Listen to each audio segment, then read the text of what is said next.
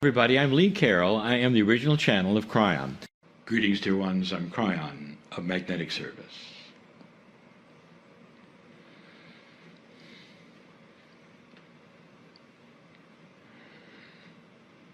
The element that is studied today is water. And we'll just tell you that that is water is life. And if there's any kind of a metaphor that would say, what does the element of water mean metaphorically to the human being? It is life itself. Life. You've had that which is the soul, you've had that which is consciousness, but life, how do you weigh the importance of that element? But beyond that, dear ones,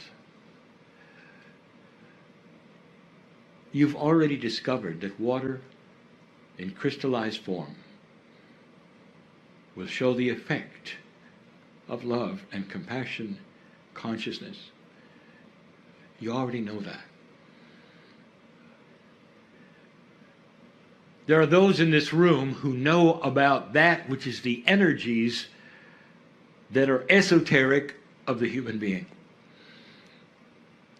Energies that were known from the ancients and processes that are used today, taking advantage of them, that Western medicine is just now discovering. So you also know the power of consciousness and how it changes the energies, how energies can be then altered by the way a human being thinks about themselves. There are those who use energy work who have discovered a long time ago that there are human beings who can sit and endure it and have no change, and then there are human beings who can sit and accept it and embrace it that will be healed. So what does that tell you about the meridians?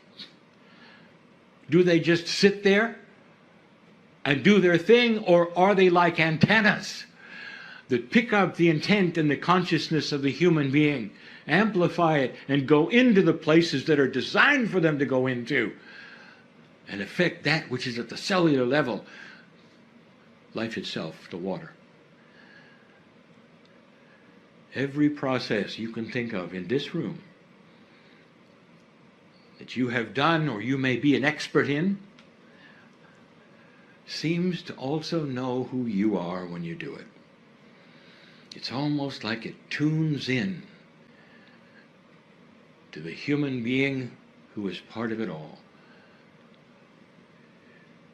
If you go away with nothing from this series, I want you to remember this one thing. You are powerful. More than just powerful. You are selectively powerful. That is to say, you can design who you are. You can design the diseases you catch and heal. And how you think and what you perceive will lay upon you like a book. Like you can open it and read who you are. I'm afraid of this. I'll catch this. Or I'm going to survive no matter what because I will not catch this. I will not do this. This will not attach itself to me. I am a healthy person. My cells all agree. They cooperate. I know who I am. They know who I am. Which book is yours? No time in history is this more prevalent and more exciting than now. More is happening than you know. The shift that you have gone through at 2012 starts to move so many things, and it is incremental. So slow is it you may not even understand that it's moving. You'll have new processes and new ways to measure them. You'll start to see that which is the body's energy itself start to cooperate with the energies of the consciousness of the human being who is using them. You'll start to see something we've told you before, and that is a move away from that which you've had, which you call allopathic.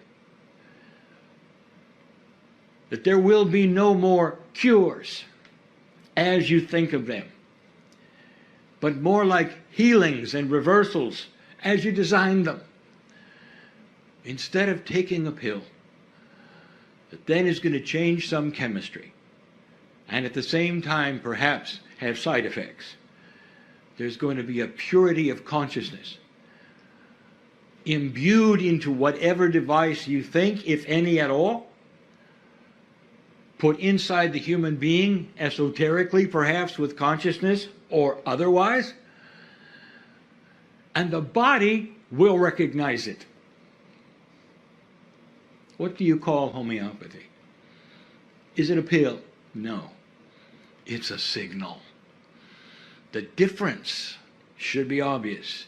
Homeopathy is not a drug. It's a signal. It's a signal that is designed to talk to that which is your innate. Your body sees the design, the message is complete, and the healing begins. What does the homeopathy tincture carry that is so remarkable? And why would a signal demand the body do something? And the answer is that with the signal that tells the body what to do, there is the instruction from the boss. That's you, because you are the one who put it under your tongue. And it was your intent imbued upon that which is the tincture. You're the boss talking to yourselves in a way, perhaps, that the ancients always knew about. When you do acupuncture, what are you really doing? Is the energy in the meridians, in the needles, in the esoterics of it? Or is it a signal? Using that which is the energies. And the signal is instructions. I know you're there, this is the meridian, this is what it does, and it comes from the intent of the one that is able to sit through it and say, it is my body, this is what I want. All of these messages being given to the human body, right to the life source, right to the water.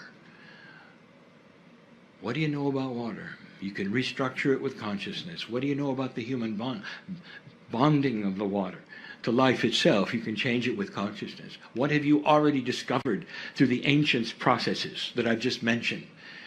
Healing, instructions to the body. I want you to start seeing something, that there are more of these than you know. The affirmations that you're now speaking out loud is part of the issue of bringing it out and letting the ears hear it, let it go into the consciousness and affect who you are. Meditation itself is so strong now because it's the human being with the intent giving instructions, not just energies, not just prayers. Do you see the difference between praying for something and instructing? Is it possible you can instruct the planet? Is it possible you can instruct yourselves? With all of this, do you think perhaps you could increase your lifespan? Stop aging to the degree that you are. A body ages because it doesn't have instructions. Are you listening to me? The body ages because it does not have instructions. You'll say, this is silly. The body ages naturally because of the way it rejuvenates or does not, because of the telomeres shortening, because of this and that. And I'll tell you, dear ones, it will do what it does if you just sit there and watch it. And that's the default of the way a body works without instructions. But when you start instructing it, then you give it the blueprint of how it reproduces and how it regenerates and how it chases away the inappropriate things. I'm telling you, you're in control. No more than any time in history, you are in control now. It's a greater way than you think. There's more going to be given. But I'll tell you this, I want you to look to the ancients and your ancestors. They had things that you've thrown away. Wisdom that you do not necessarily want to look up and read. Ways of getting along. Old adages and sayings that are so profound that you've cast away on the floor. Ceremonies that worked because the ones who did the ceremony were of like mind and understood what they were doing. Kryon, are you saying we should do ceremony? Yes, you should do it in your own way, in a modern way perhaps, maybe even at the office. Do you think something like that is possible? And the answer is yes. When human beings discover something that works, they'll do it and ask questions later. This is what's happening. This is what's going on. Compassion in the workplace. This is what's going on in so many places around this planet that is unreported, that you don't know about. It will be years before the news will ever pick that story up. Not enough drama, you'd say. And yet it is the most dramatic thing that's happening on this planet. And it will eventually create compassion and peace where there wasn't peace, negotiation between countries that looks far different than it ever did before. That's coming.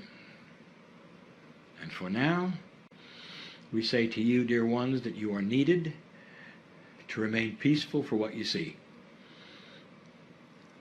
to be better knowing and have better knowingness and consciousness and things that would frighten other people, and you know better.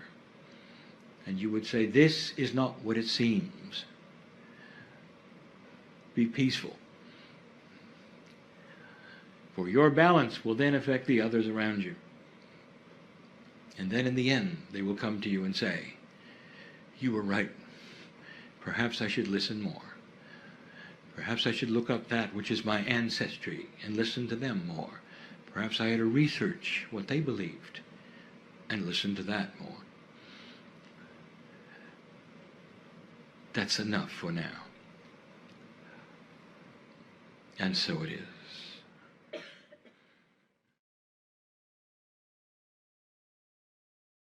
Of magnetic service. You study air, the fourth element. Here's another element which seems to be invisible. You can see it clearly. The wind carries it. It is the wind. But in general, it is something that is precious to you. You need it for life. Even more than water. You need it constantly, every moment. And there's an alliance in air with Gaia. If you would look at the metaphor in the human body, what would air be to you in this esoteric metaphor? Let's call it your silent life friend. Something that is invisible, something you take for granted, something you need every moment of every day. And when it's gone, you're aware of it. And you cannot survive. My partner today speaks of things that are hidden. They are hidden in history. And the more you learn about them, the more you know about the magnificence of not only yourselves, but of your ancestry. We told you that on this planet today, that the wisdom keepers, which I will say are the ancients with a capital A, they have that which is missing in the Western world. They carry the wisdom from the past.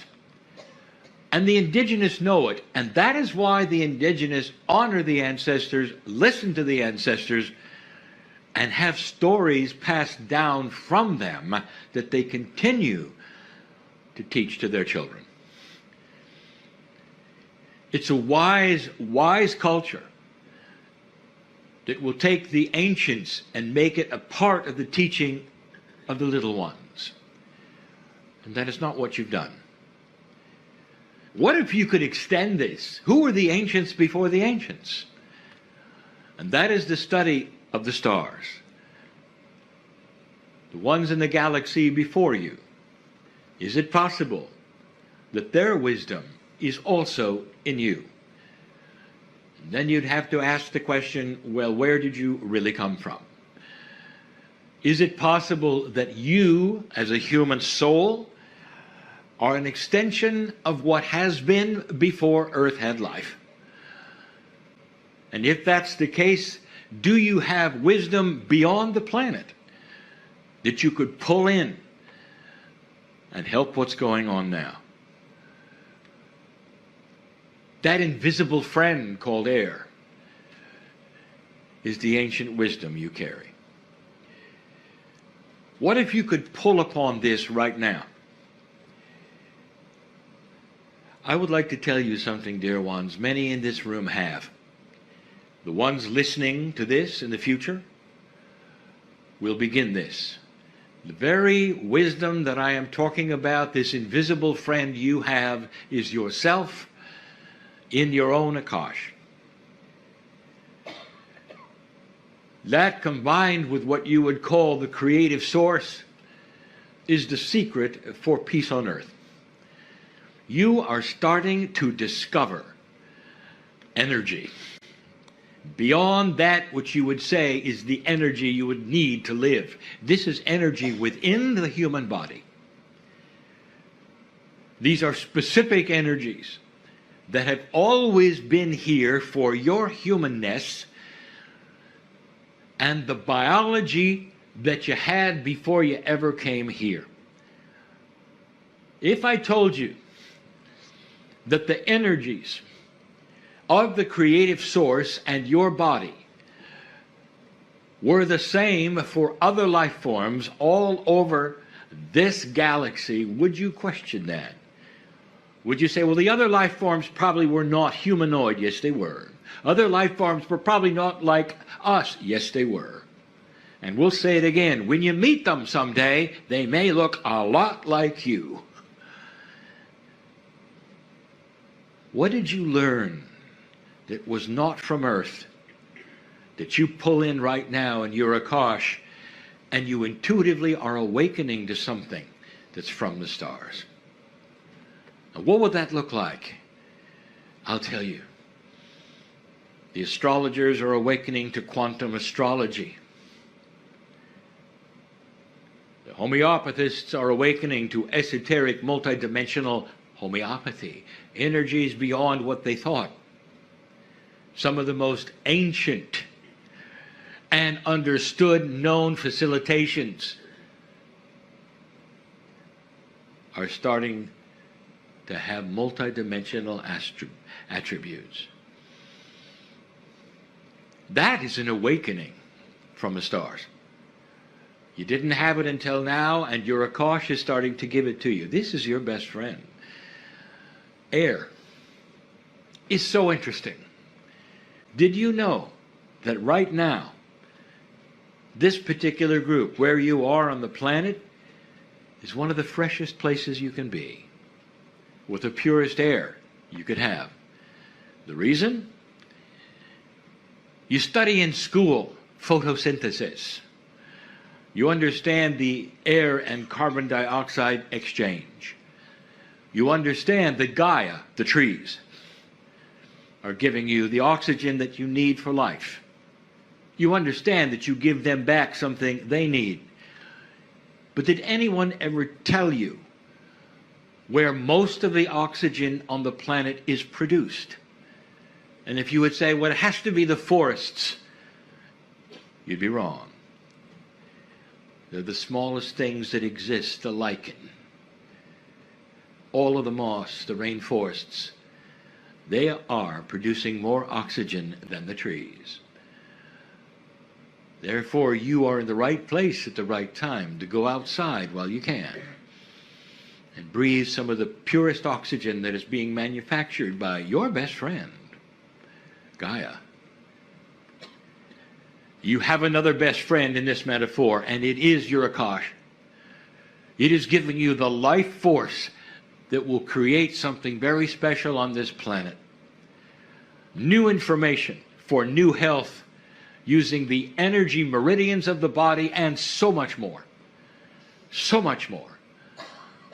Energy of the human body will be the secret for longevity and healing someday, more than anything that you have today. Dear ones, there is so much more than you recognize within yourselves that you've never been taught.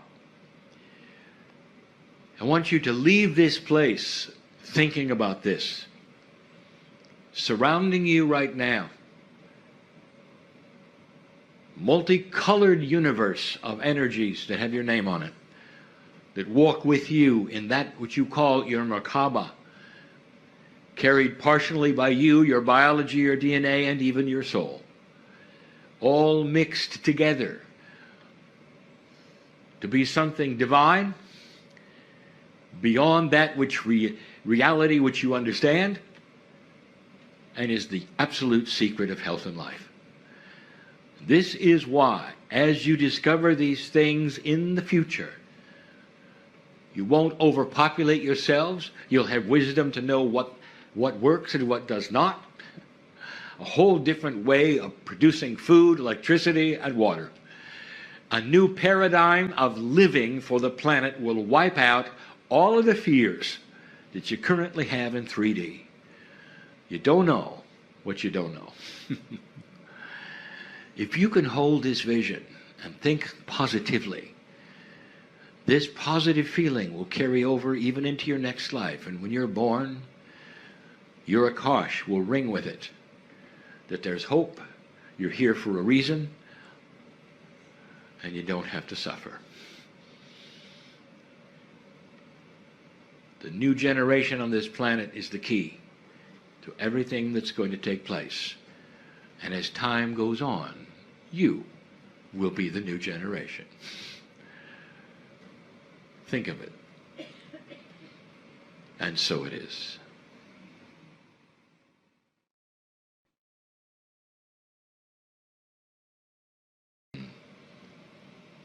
Of magnetic service.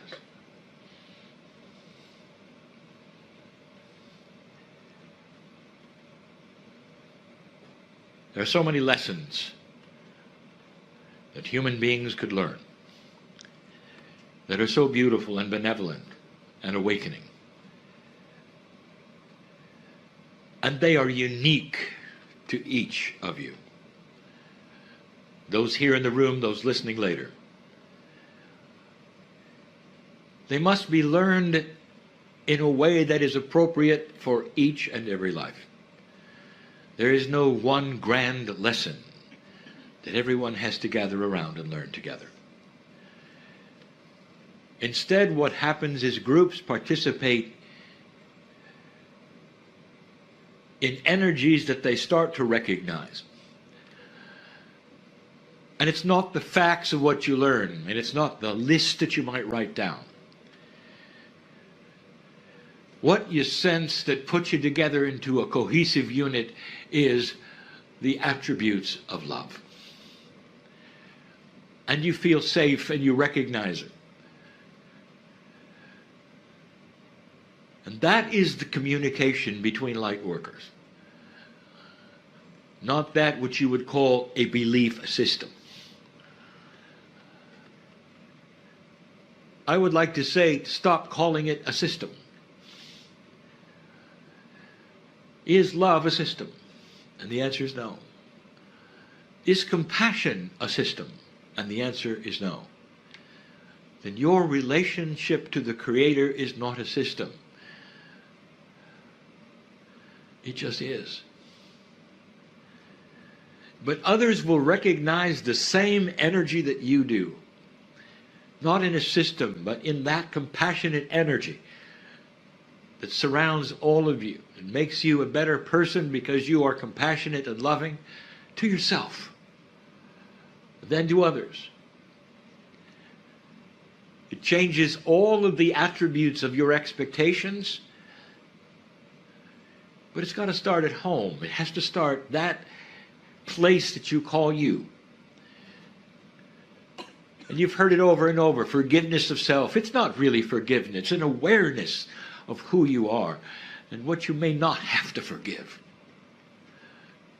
It's an awareness, again, of being born magnificent. And no matter who you thought you were, that is who you were as a child. That's what the child thought until they grew up and understood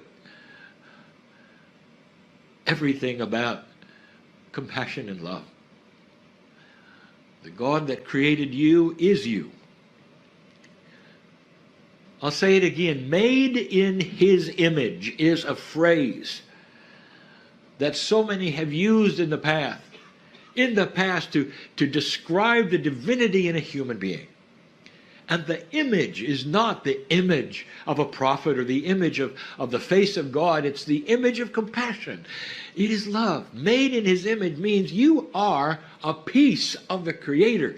The image of the Creator is inside you. That's magnificent. That's the engine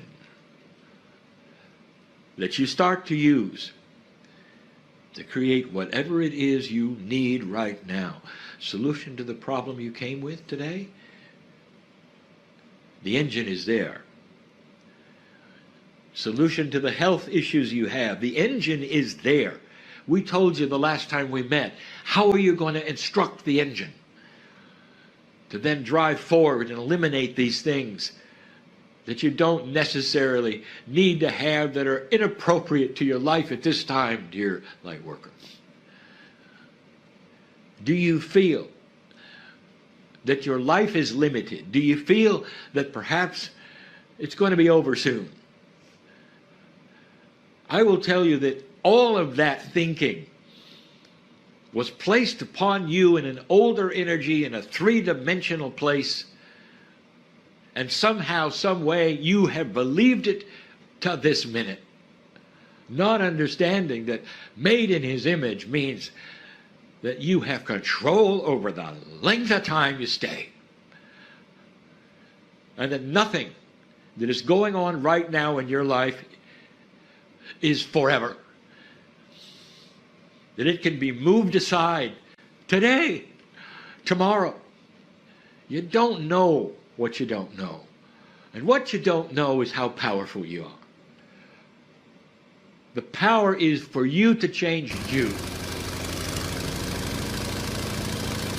You're on the water, dear ones. This is the time. I'm going to give you some things you didn't really think about. There were a few astronauts a couple of decades ago that completely went out of the Earth's field of gravitation, and there were only a few. And these are the ones that flew to the moon. It doesn't matter whether they landed there or not. They were out of touch with anything that would ground them to the planet for a couple of weeks. And they never, ever got grounded. They never went to a port. And the fact that they were completely and totally outside of the Earth's magnetic field was significant. They were ungrounded, totally and completely. Now I want you to study a little bit of what happened to those men.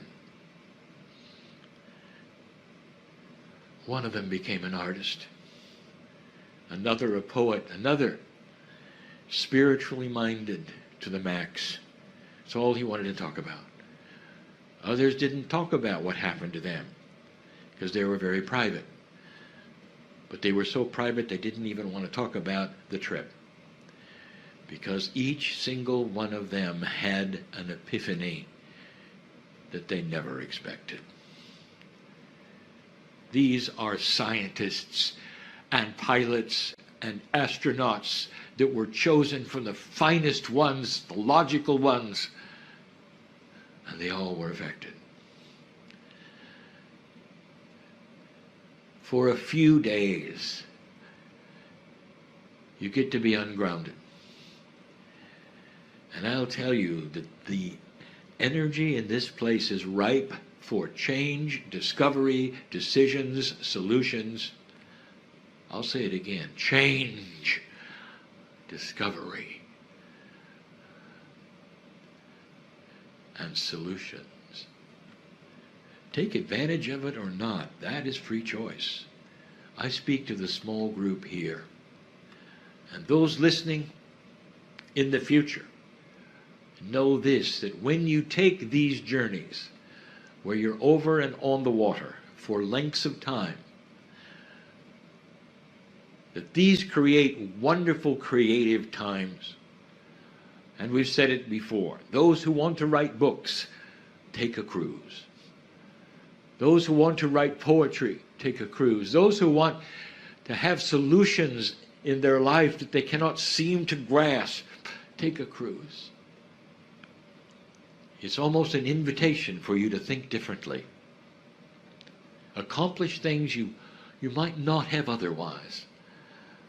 And then when you return to the grounding, it all starts to make sense.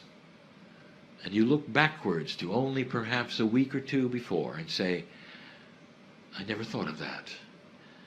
I feel different now. And it wasn't because it was a vacation, dear ones, any more than the astronauts took a vacation. It was something else. You with you, some of the greatest tools you could have. And so it is.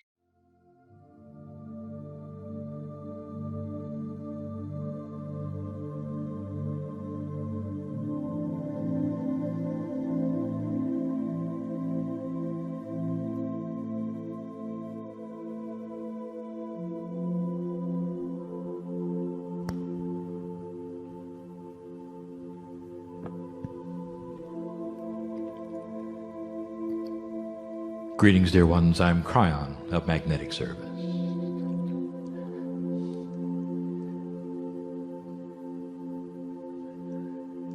And to some, there is very little difference between this and a moment ago. The man simply sits in the chair. Same voice.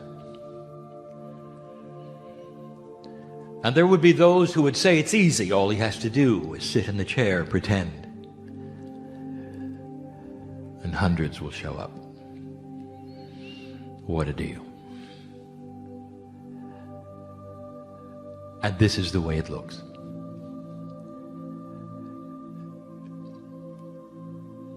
And the difference is there are those who will know that the energy is different. For those that are starting to shift into a reality that is slightly different than the one you were born in, there is a remembrance. There is a remembrance that inside you, you have discernment. Spiritual discernment that will say, this aligns with the God in me. This is a message that is real. I feel it. At this moment, there is no scientific instrument that you can put before this stage that will then measure whether or not this is a message from the other side of the veil or the man is pretending. Let me ask you, should there be? And if there was, what would it be like to once again take the discernment out of the hands of the human soul and put it in a box? And so that particular measuring device will not show up anytime soon. Instead, dear ones, you use the antennas that are starting to be raised in almost every human in the room by choice that would discern that which is appropriate, divine part of the shift and has the flavor of home. Don't you think you should be able to tell when the phone call from home is real or pretend? And this one is real.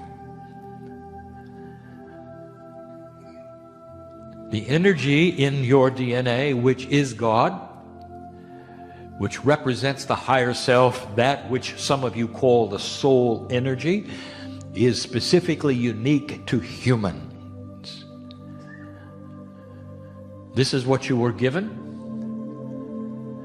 And that part of your DNA that was seed given and planted over 100,000 years ago.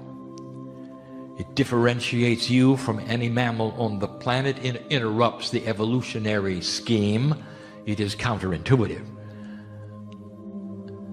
to what science says you must have come from. It represents the reason for 23 chromosomes instead of the even pairs of 24. It explains the fusing of 2.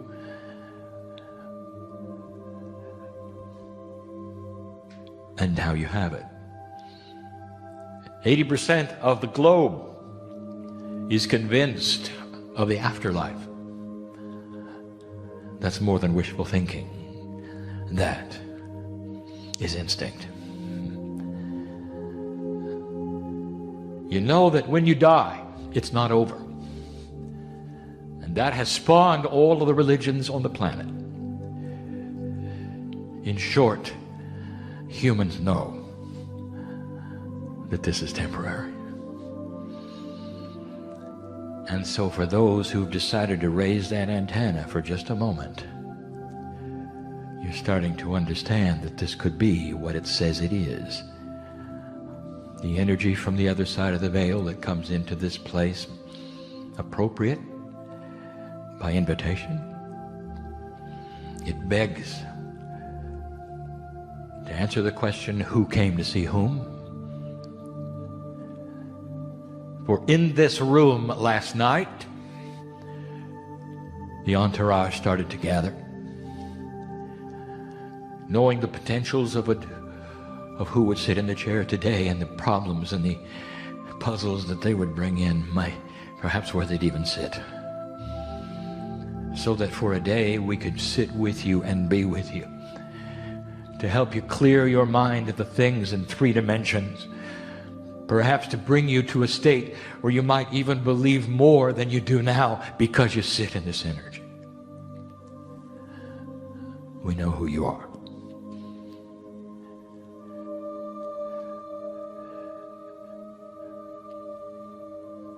Some say you're children of God. That is not so. Brothers and sisters, equal. You're part of the test of the planet. We know who you are, for we said goodbye to you at the wind of birth. We say hello to you when you come back. And we've done it so many times, old soul. Most of the audience in the room are old souls. That's who comes. Those are the ones who are interested enough where the antennas are starting to go up and they're feeling this particular shift which they expected. And here you are. And you want to know the messages of the day. I'm going to give you one in just a couple of hours. I want to finally explain fully an expression that I gave you over a decade ago when I said in the end times, which would be the end of old times, you'll have something called the Bridge of Swords. And now you have it. I'll explain it. It's not frightening. It's not scary. It's beautiful. And that's going to be in just a few hours. So in these next moments, I have an invitation for those who have come who still wonder if this is real. You carry around a bubble of reality, that is to say, what you allow to be real in your life. And each one of you has this. And the bubbles, they're different sizes, depending upon that dimensionality that you've decided to accept.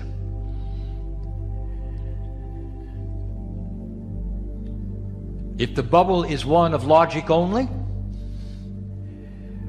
it is restricted to that which is in 4 dimensions, and therefore it is not available for things that would be multidimensional. And yet everything around you is. How do you explain love and compassion? And you'll say, well, that's just human emotion. Where is the meter to measure it? These are things you have to feel. One to another. Is there a field that's transmitting? Have you ever sat next to a person in the theater and you wanted to move? What's going on there? Is there a meter to measure that, dear one? Am I getting out of your bubble? Are there things that go bump in the night, perhaps, that you don't want to look at because they might just be beyond that which is logical, and the intellect will not let you see it? Or is there more to that? Maybe it's not as frightening as you think.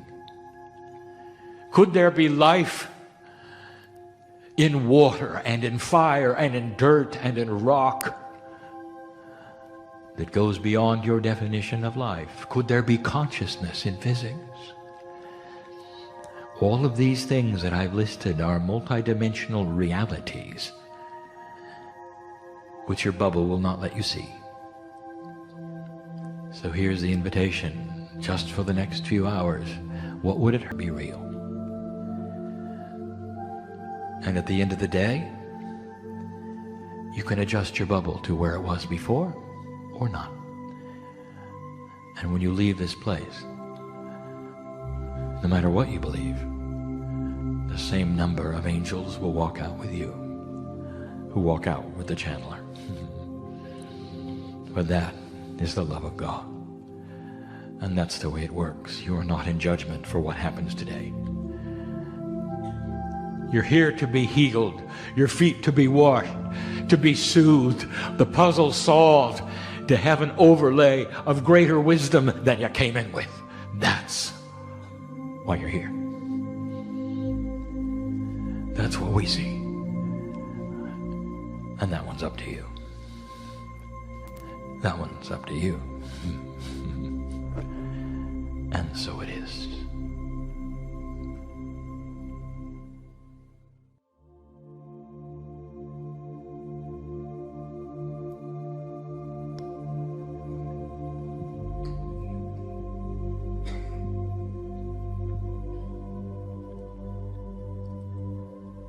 Greetings, dear ones. I am Kryon of Magnetic Service.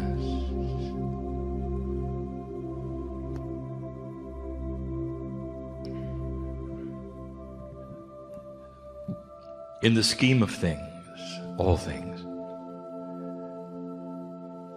you are reaching the pinnacle of what we would call the decision point for humanity. And in order for you to see this in the light that I see it, you'll have to do two things. Going back a short time, you will remember that in my first communications to you, I told you that human consciousness was changing. I brought you information in the very beginning of my attributes on the planet,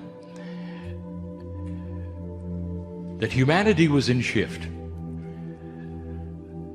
and that I had arrived for a special purpose, and that was to shift the magnetics of the grid. And that the Kryon group itself would finish that in the year 2002, and the group would leave, and it did. All of this in response to what you had accomplished. And some of you have done the mathematics and realized that all of this was done well within that which you call the precession of the equinoxes. That there's a 36-year window where the galactic alignment centers itself, where you look into the middle of your sun and it aligns to the middle of the galaxy, the beginning and the end of the 26,000-year wobble of the planet. It also metaphysically aligns with what the ancients said it would. A decision point for humanity that would be the most important one of all. One that carries with it tremendous energetic purpose. It's why I arrived. And if you look at the first communications, you will see why I arrived. For something was happening with humans. And it has to do with your future. And 22 years ago, I told you that. By 1993, you had the publications that I said it within. And here you are in 2012, all these years later, with exactly what we said you would have. We gave you potentials back there. Some of them became the potentials of humanity, and some of them did not. We deal only with potentials, but the strongest ones talked about your future today. And the second thing I want you to remember is when you came into this planet, each one of you, unique. Doesn't matter how old you are as you sit here. Every one of you is an old soul.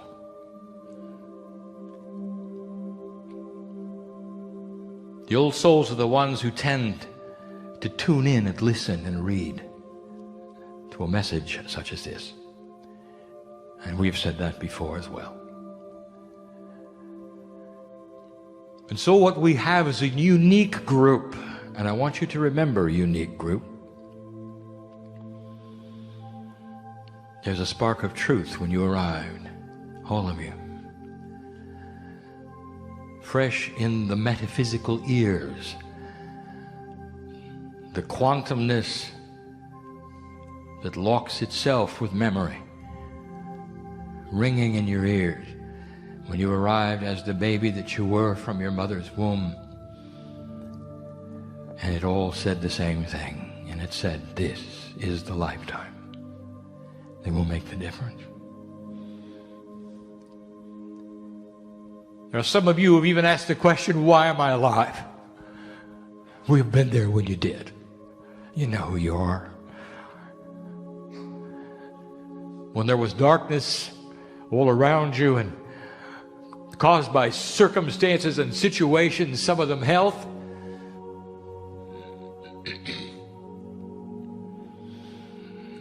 I'll tell you why you're here.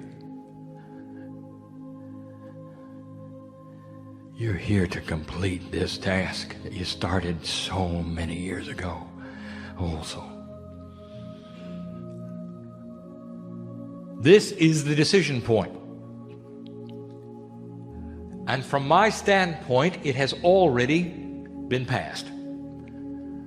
There is no test in front of you. You've already passed it. In your timeline, you're coming up through it and going into it. In your timeline, there's 18 more years of it. 18 more years. So at the end of this year, the 2012 marker at that solstice point, it is simply only that, a celebration point in 3D time, celebrated at different times on the planet, of course,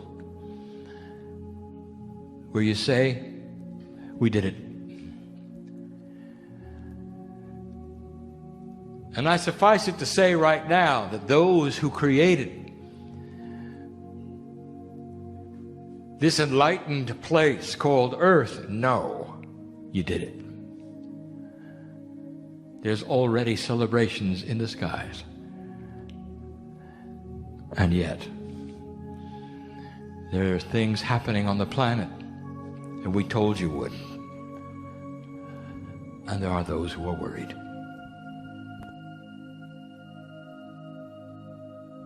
I want to give you what I'm going to call the Bridge of Swords revealed. Here is a phrase we have given you many times in the past. We told you that in the end, that is to say, now, the end meaning the end of the old paradigm of the planet, you would have the Bridge of Swords. Let me tell you some potentials about the future. Immediate future. This is not what's going to happen in generations from now. I'm talking about right now. The Bridge of Swords is here. Some of you have extrapolated this information into a form that you then compare to the ancient prophecies in the Holy Scriptures, trying your best to have a confluence of words so that you can figure it out. Some of you have even said, the Bridge of Swords, that must be the time where there's going to be battles on the planet. It's the Armageddon, it's here. I'll tell you, that Armageddon is happening in some other Earth, some other place. It's a metaphor for what you've done. I'll say this again, dear human being, do not look at past prophecy and apply it to anything that's going on here. Past prophecy had you dead at the millennium. Did you remember that? And you're here in 2012. You've moved on to the current prophecy of the ancients, of the indigenous of the planet who saw a melding together of North and South. The prophecy of the feathered serpent, the prophecy of the condor and the eagle. The movement of energy on the planet in a way nobody ever had predicted, except the indigenous. For they saw the potentials of some time fractals that had the ability to have humanity pass this decision point and move into the next part of what we'll call the shift of human consciousness. What's going to happen next? The Bridge of Swords. So let us analyze it. Let us tell you what we had in mind when we gave you the phrase. And we ask you not to build upon this anything that is not said here. Do not then extrapolate more than what is given. Do not try to figure out hidden meanings within what is given. I'm going to give them all to you now. Very straightforward.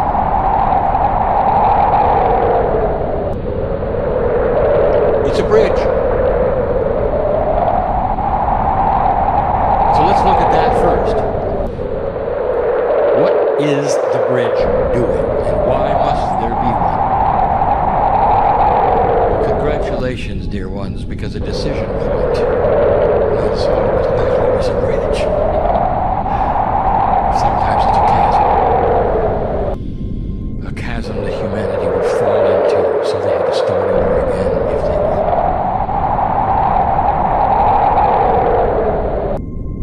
Or one that has no bridge at all, which means everything stays the same.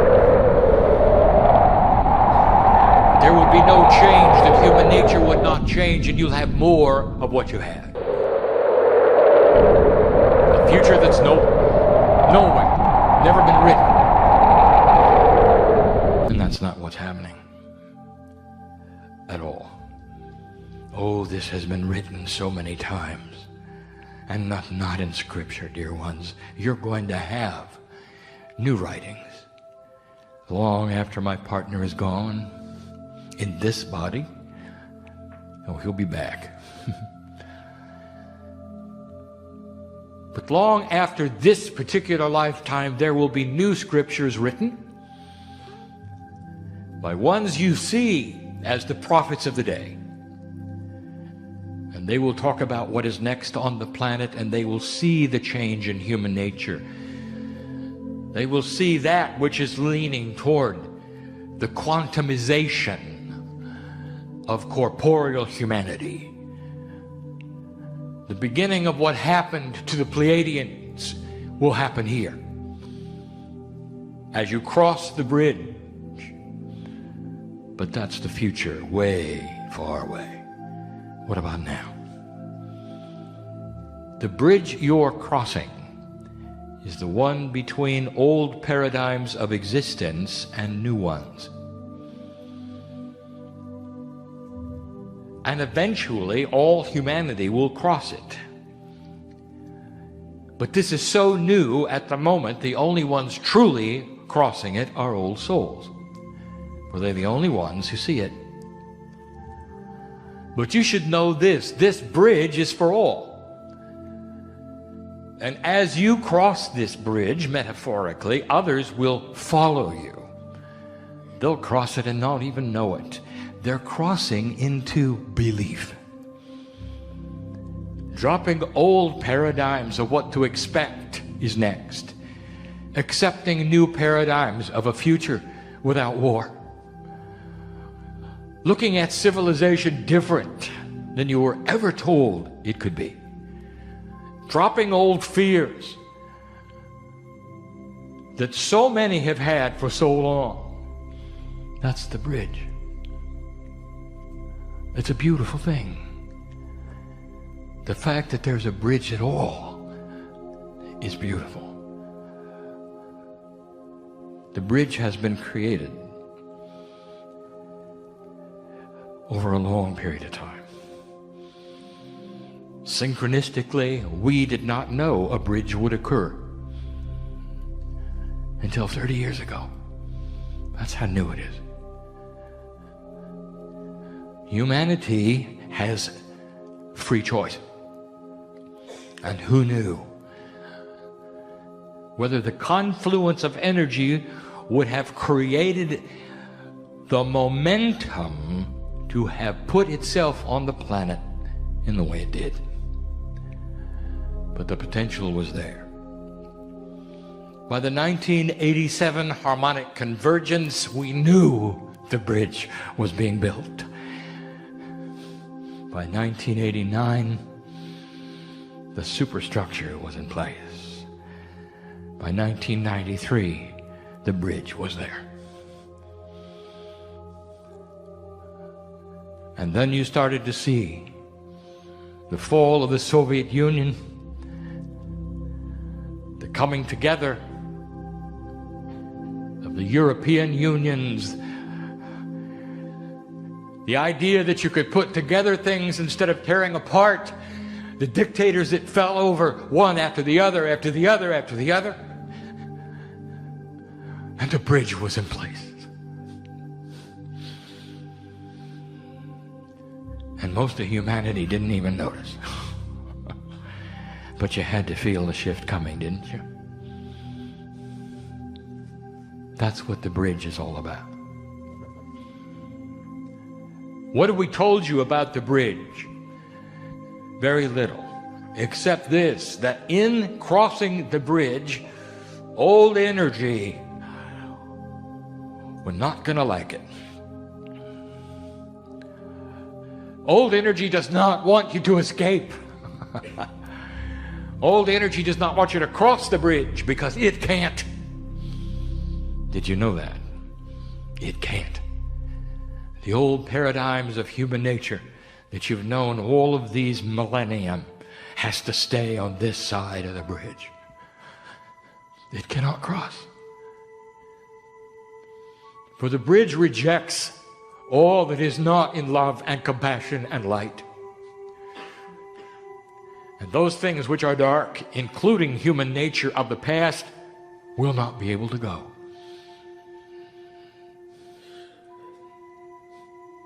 But the ones I speak to right now, they're already on it. Already on it. That was your design. Old soul. And those are the words that are ringing in your ears to this day. The wind of birth we're giving to you. This is the lifetime that will make the difference. So what's going to happen next? Let us talk about the swords. When you hear the word sword, the first thing that occurs to you is battle. The bridge of swords is a battle, and we told you that as well. Swords are metaphoric, and they mean many things. So let us describe the things we mean them to say to you. Number one, they are a weapon in a battle. There is a battle coming. Kryon, does that mean there's going to be a war? Potentially, yes. Right now, we will tell you that the Middle East cooks itself. You've noticed, haven't you? What do you know about the Middle East, dear one? Let us start examining for a moment. What did you grow up in? What was the energy in the Middle East? In the 40s, what was the energy? With the establishment of the state of Israel, you built a wall of hate, both sides. The wall was so thick that the children of both sides were taught to hate one another. As soon as they were able to understand the language, they were told who their enemies were. Now, where were you then? Some of you were not here yet. By the time you arrived, in your youth, were you aware of the Middle East? No, not particularly. What's the hatred about? You might ask. What if I told you it's a family feud? Two sons of a Jewish master. One founded the Arabs and one did not. They don't want to hear this, but they're all Jews. If you look at the lineage, it's pretty obvious. And yet it's a complete and total setup. The setup would have this world ending in a conflagration that was brought about by the hatred. And that's in the prophecy of Nostradamus, and it's in the prophecy of Revelation, and it is no longer the prophecy of the planet, and yet it still exists. The hatred is as great today as it was then, but where was the terrorism 40 years ago? Isolated. You have those in Israel or Palestine. They had the brunt of it. But now it's everywhere. And you're worried. Will there be a war? What is going on? You can feel it, can't you? Some of you don't want to look at the news because you're afraid of what tomorrow will bring. It's not even the end of the year yet. Will there be a battle? Let me tell you, dear ones, right now as we speak to you, there is the potential of a small war in the Middle East. And you have been told that if there's any war at all in the Middle East, the whole world will join you.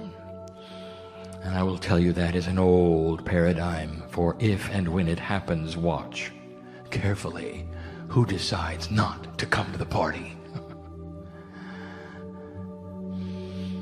For there's a new consciousness brewing on this planet.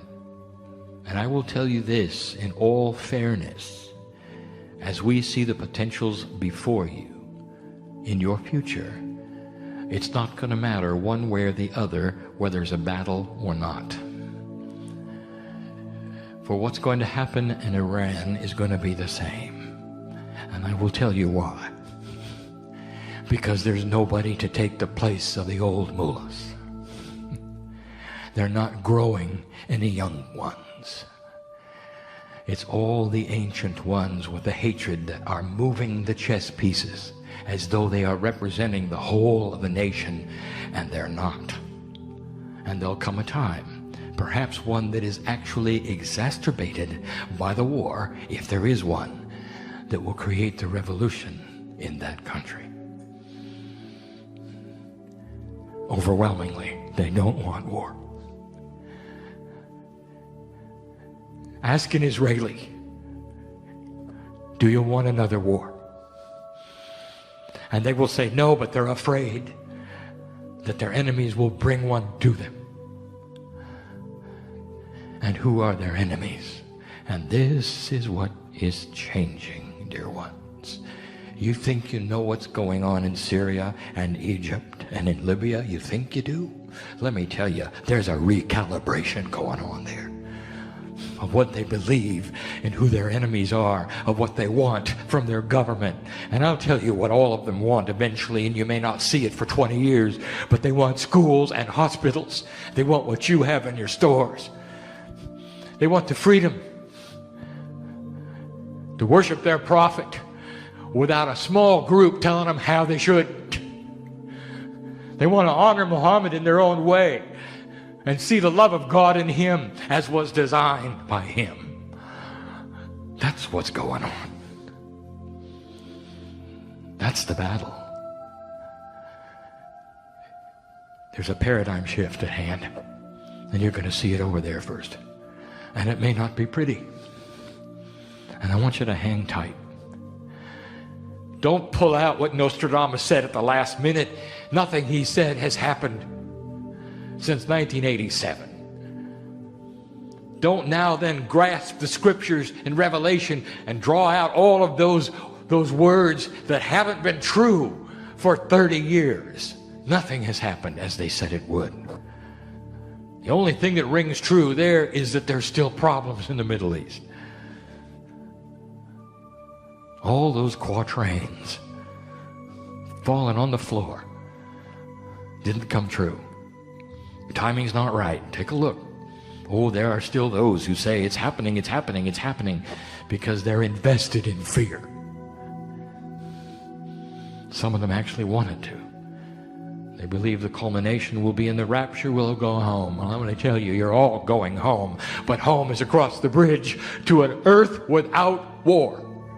That's the bridge. Old energy dies hard. What else does a sword mean? Kryon. I wanted to get the bad news out of the way. What else does a sword mean? Sword is a symbol of metaphoric truth. A bridge of swords is a bridge of truth. And sometimes you cross the bridge of the swords crossed above you in celebration. Do you understand this? That's how we see it. Will there be a rough road ahead for the bridge? Yes. But you knew that when you showed up. And it doesn't have to mean a world at war. And it won't. There are those who are settling the very issues of whether they should continue hate or not in the Middle East right now, with the dictators who are leaving or who have gone, replaced by ones who will temper and soften their positions toward their neighbors, because they realize what they want is schools and hospitals and roads and stores.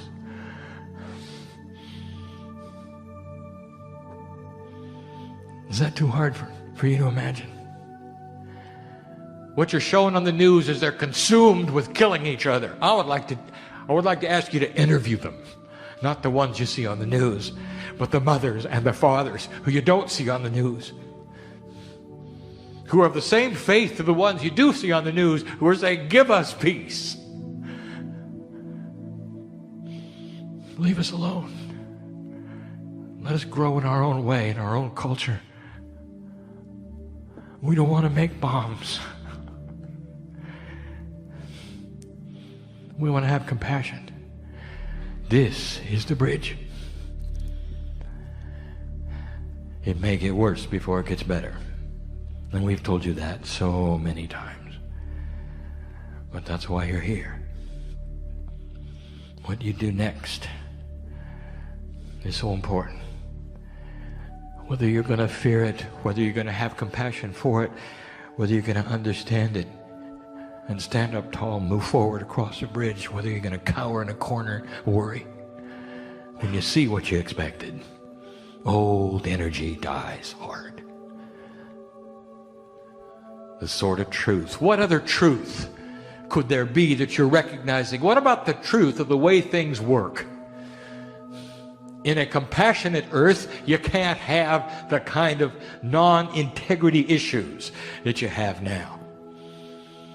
Businesses change, governments change, banking changes. Are you shocked at this? Sometimes you're going to see it. Someday you're going to know that you actually changed the way things used to be in the darkest corners of what you expected. And you'll realize you made a difference.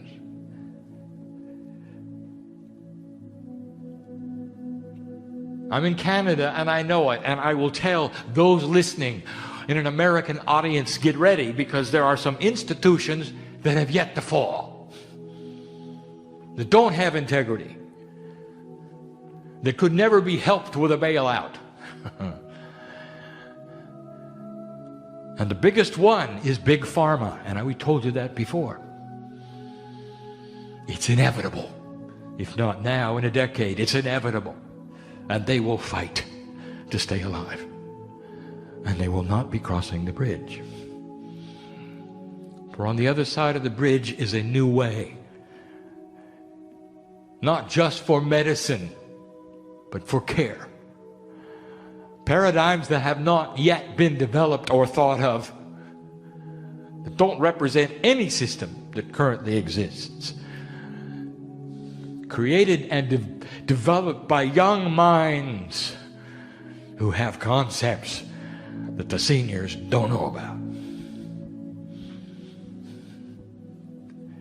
Things that don't have integrity today will fall over tomorrow. Just get ready. And it's all part of what's on the other side of the bridge. New ways of working. New ways of business, banking, government, medicine, you name it. New ways to create electricity. New ways to clean the water. New ways to feed yourself. It's all there. It lies there just waiting for you to cross the bridge. Don't be afraid. Light worker, this is what you waited for. This is the future that you wanted. That's why you were born now, alive now instead of later. Doesn't matter how old you are, senior. Don't count the years you have left. Don't go there. Just don't do it. I want you to see your life as all the lifetimes you've ever lived, with the energy of what you've created on the planet right now in your hand. For this is the way Spirit sees you, and it's enormous. And your footprint on the earth is enormous. And what you're doing now as you cross the bridge is enormous. Only the old souls, with the wisdom of accumulation and the Lemurians that some of you are, can move that bridge and cross it quickly.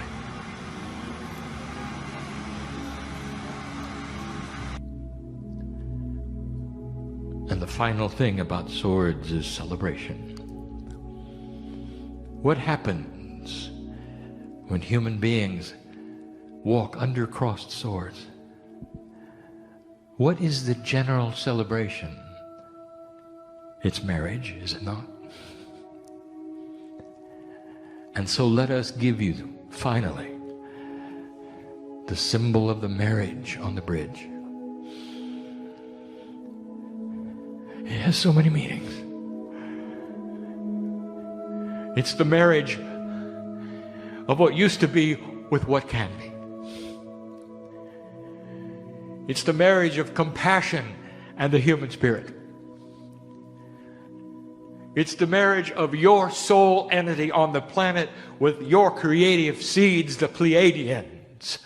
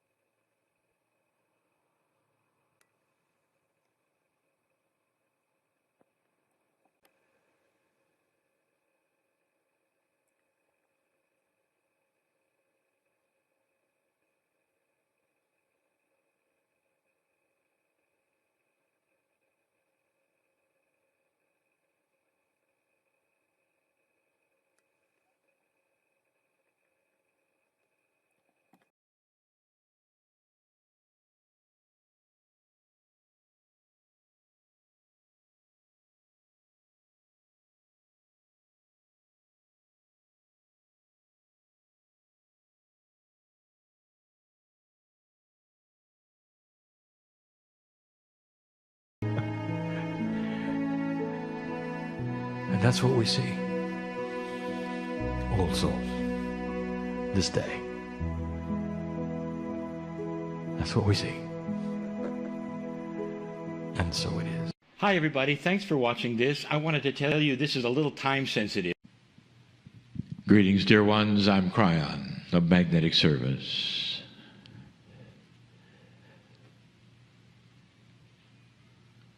The room is filled with those I know.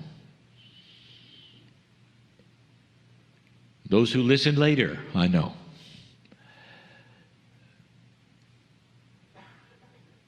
And this is because all of you are part of a larger family.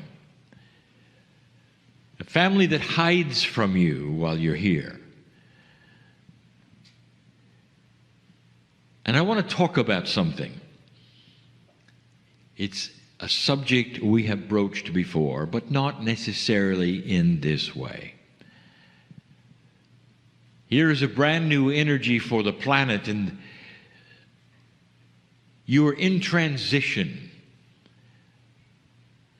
between a consciousness of the past and that which is a promise of the future. How many times have we told you that moving literally from a darker area to a lighter area brings with it joy, anticipation, and also the old energy?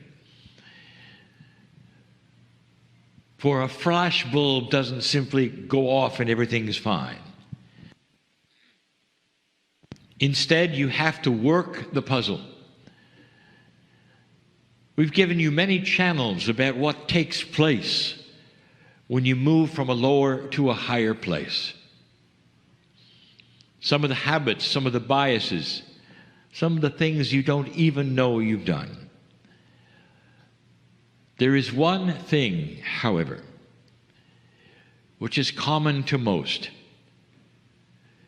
Something that has got to be cleared. Not because there's old things attaching to it. Something that has to be cleared because of who you are. And when you hear what it is, you'll know. For we've spoken of it before. So let's begin at the beginning.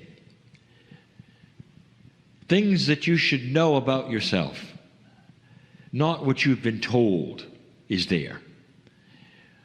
Things spiritually that are so true and beautiful that perhaps you've forgotten. Things that are not taught today in the spiritual systems that you have. Not like this. I want to go back to the beginning. And the beginning, as I am going to see and say, is with the teaching that began. Dear ones, you have a creation story all over the planet. Various cultures have various creation stories. The one that in this culture you may have grown up with, the most popular one, is very similar to the one that we teach as the seeding of the planet. So listen again for just a moment about this amazing thing that took place biologically, esoterically, with humans about 200,000 years ago. There was a shift, a change, a major one. And if you wipe away all of the physics of it and the physicalness of it, what really took place was a beautiful switch, an implantation within the human being of discernment of light and dark. The knowledge for the first time of the Creator. Free choice to see it or not. Intuition. Beauty. Discernment. All of these things were new. There was a leap in evolution 200,000 years ago, designed not by accident. It is the creation story. It's in your Holy Scripture, told perhaps differently, but it's there, the same story. That you are human beings, mammals like any other on the planet, and something happened. An angelic force came down. And with the creation story you heard, it was the Adam, it was the Eve, it was the Garden of Eden, all metaphors, again, for what took place that we've told you about, where you received the beautiful knowledge of light and dark, discernment, choice. It's all over the planet.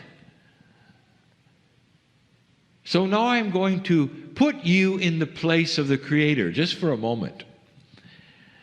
The question of, like, what would you have done? Let's say that you have the mind of God. And let us say that you have seen this miracle. It's gone by design, and you were watching it. What would you do next after the seeding had been complete? To give you a hint of where I'm going,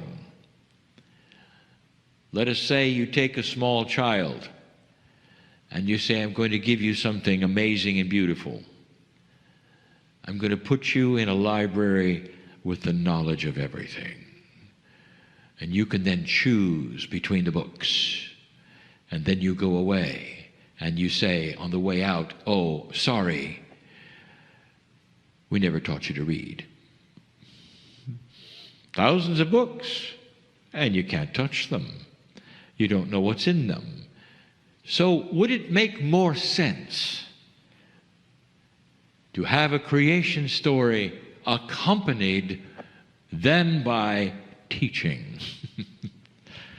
And their scripture says nothing about that, nothing at all. So human beings are then given all of this and then left to fend for themselves. There is no teaching from the angel.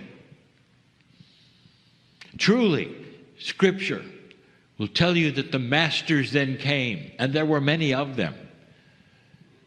And through history and cultures, there were many of them.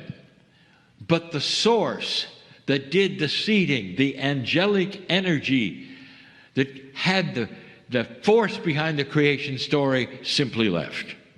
And you were on your own, and then the stories began that you hear. But my story is different.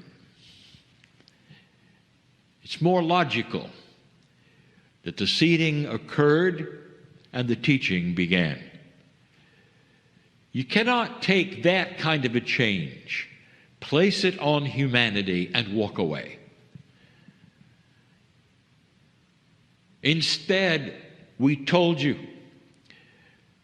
that those who gave you the seeds that were those from what you call the seven sisters, they stayed and they began the teaching.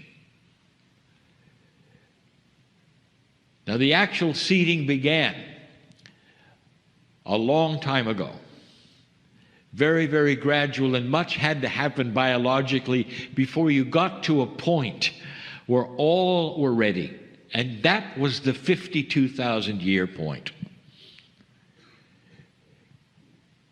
There have been 2 cycles of the wobble of earth involved in human's civilization,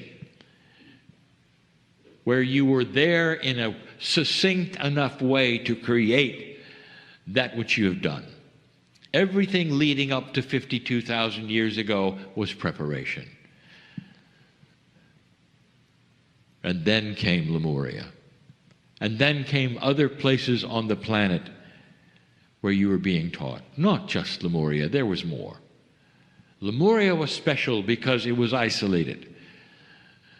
And that means it could last far, far longer without any kind of visitation in the 30,000 years that the Lemurians were Pleiadians and had Pleiadian teachers. So here we are. The teaching started when the seeding was complete. You're not going to get that in Scripture. You're going to have a creation story, and then everybody's gone. That in itself, dear ones, does not make sense. It's not logical that God would put you in a place and give you this beautiful knowledge and then do nothing with it. No teaching, no instructions. It's almost like dark went to light, and then the angels disappeared. That's not even logical, dear ones. No, there was teaching. And the first things that were taught, the first things with the teaching wheel with 5 spokes, was, who are you? That is what the Pleiadians wanted you to know, where you were from, what this was about, how it works. All the teaching was there. The teaching of the return to the middle, the teaching that you have God inside, and the seeds of those who were teaching you. That the angels came down in the Garden of Eden and had Adam and Eve and did what you heard that they did. Does it really make sense? They didn't say to both of them, and now you have what we have. And now you have that which is light in you. And now you have a piece of the Creator in you that we've just put in you. Use it wisely. Here are some hints. There was none of that that was given you. None of it. The truth is, we stayed and taught. The creative source represented by the Pleiadians stayed and taught. And we taught a long time. Doesn't make sense to give you the library without teaching you to read. And that's what we did. And the reason I'm telling you this is because you've lost something. And you need it back, and you need it back quickly. One of the most beautiful aspects that you were taught. The Pleiadian mothers, you call them the star mothers, the teachers, would sit. Beautiful information would come out, and they would tell the children. They would say, look at your mother, meaning the one who is the teacher, and they would say, I want you to gaze upon us because someday you will be us. We want you to gaze upon us from the stars because this is the lineage of earth. We want you to gaze on us and see the beauty of the God that created you is in us and is in you. We want you to understand that you will always return to the center. No matter how many lives you think you have, no matter how long you live, that it goes both ways. You come and go from this planet, the center. You come and go because this is the system. You see, you always return to the creation, and then you go back, and then you come and you go. It's beautiful. It's a push-pull system, coming and going with the beauty of God inside. You are God. That was taught to the children. And they understood it.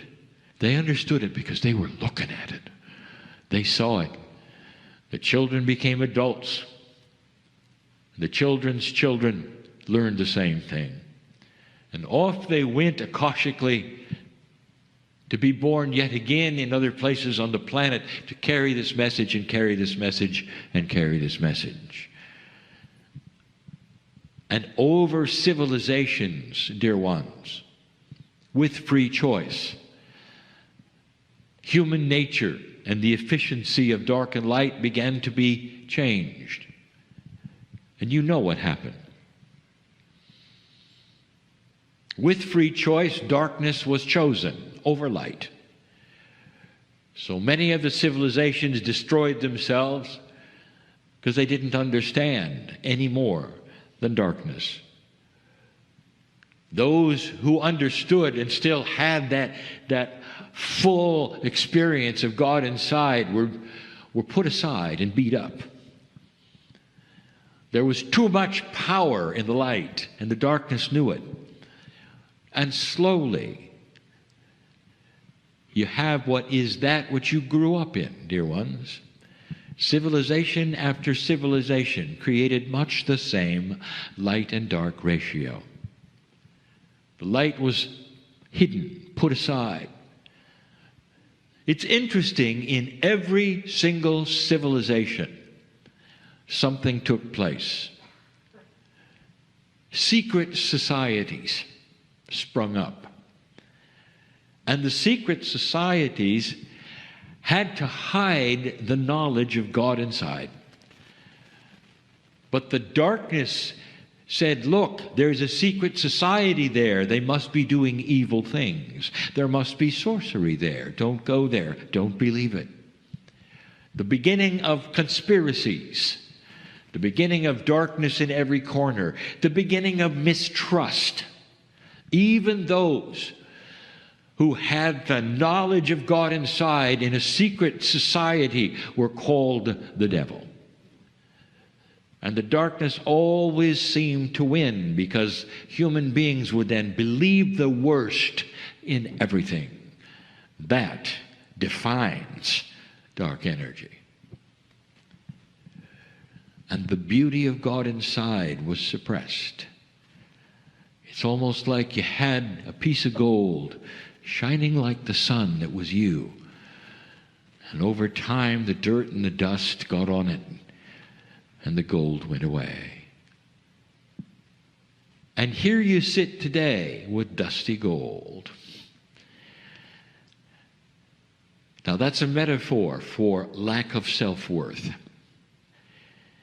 It's common. It's common not just with old souls. It's common for humans. For most of the humanity that has come and gone on this planet and reincarnated experienced this, just like you did. That to say that perhaps you were God or you had any powers or you knew how consciousness would work would be a death sentence. Even the shamans, the ones who could make the magic, the ones that would be turned to change the weather, even they were in trouble all the time. Because if something didn't go exactly right, then they were blamed and often terminated. Some of you were them. You are your own ancients, and in that old soul, some of you were them. Some of you were born spiritual with knowledge, and as soon as you were able to grow up and walk, you were actually following the same path yet again. Never ever believing your parents, never ever going to certain kinds of religious structural organizations. Others of you awakened later. But all of you have dusty gold. Lack of self-worth comes from lifetimes of not being believed, of having to cower in the dark. Some of you have awakened with the knowledge intuitively not to push the envelope of light, just to behave yourself. Don't come out of the closet too quickly or at all, because you might face it again. But even the ones who've come out, even the ones who are teachers, even the ones who write the books, even the ones who sit in the chair and channel, have dusty gold. The truth was given to you, old soul, by those who seeded you. What you did with it, you get to look around and see. Morphed into rules, into negativity, into dysfunction, into many things. Even those who know the truth about the spoke of returning, about the original teaching, even if you know it, you've got dirty gold, dusty gold.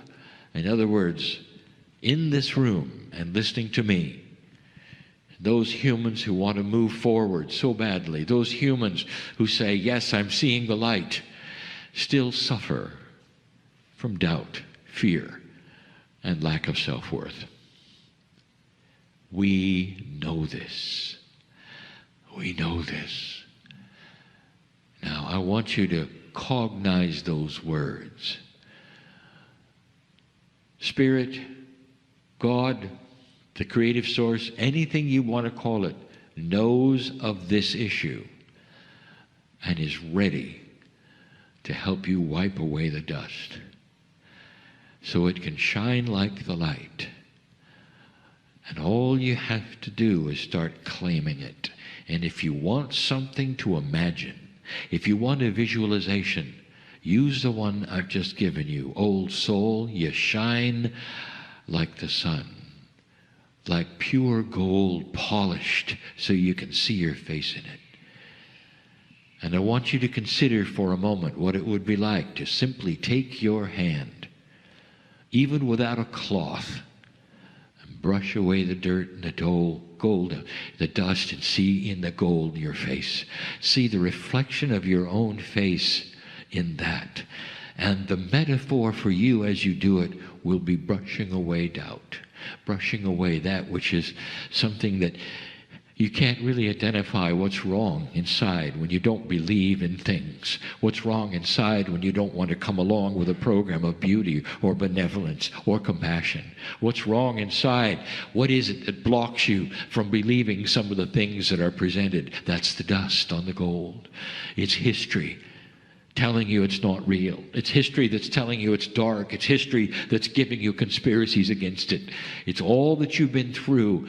And right now, in this energy, in the light, that gold is waiting for you to simply brush the dust away.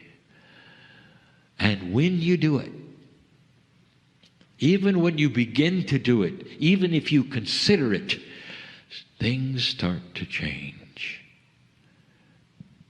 If you want to grasp some of the principles that are given here by Kryon, in this chair, in the many chairs for 28 years, if you're ready to go to the next level, it's time to brush away the dust. Because that will be the catalyst for everything you've asked for. Oh, depressed one, I know who's here. I know who's listening. It is so difficult for you to climb out of this thing. Unless you knew something, we know the issue. God is not in a vacuum on the other side of some black veil. God is not judging you for what you've done or what you haven't done. Instead, God is there next to you, waiting and saying, brush it away, blow it away. Here's a cloth if you need it, but do it. And then you'll see who you are. Your face in the gold, the reflection of you, the image of love. The Pleiadian teachers taught the children that they were created in the image of love. That is the Creator. They were created in the image and the beauty of compassion. That is the Creator. That teaching is still with you. It's in your Akash.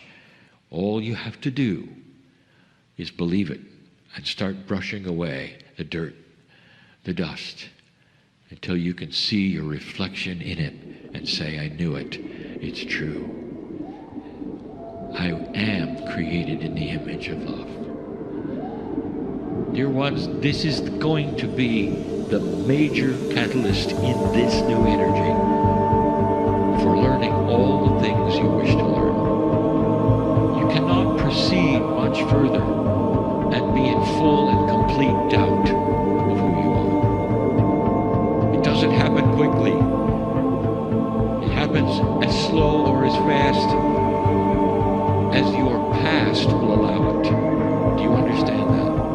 What have you experienced? What have you been taught? What has been drummed into you? For some, not much. For others, a lot. And so some will have to work harder at it. Oh, depressed one, I'm talking about you. But you have to know you have help. We're here. Spirit is here.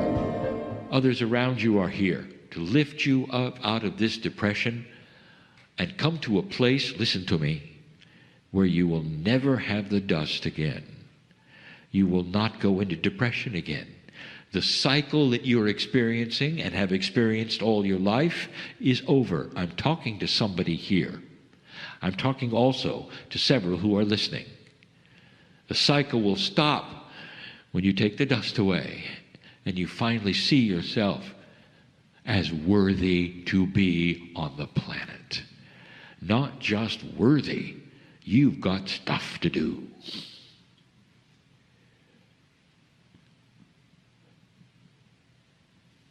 How does it feel to know that that is still there?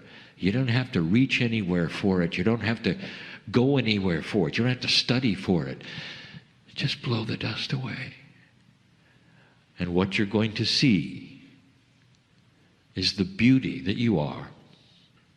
It's so much easier to see love and love yourself when you're not looking into something you can't even see, a mirror that is so dark. How are you going to see yourself to even know who you are when you're looking at a mirror that has so much dirt on it?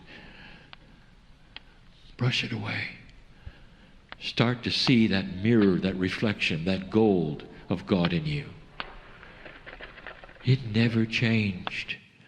Only history changed it. Only what you were told it changed it. And it's time to grow up and make your own decisions about who you are and what your relationship is to the universe, to the Creator, to the God inside. Oh, beautiful one. Oh, magnificent human being. I know what that reflection looks like. Go do it. It's time. And so it is.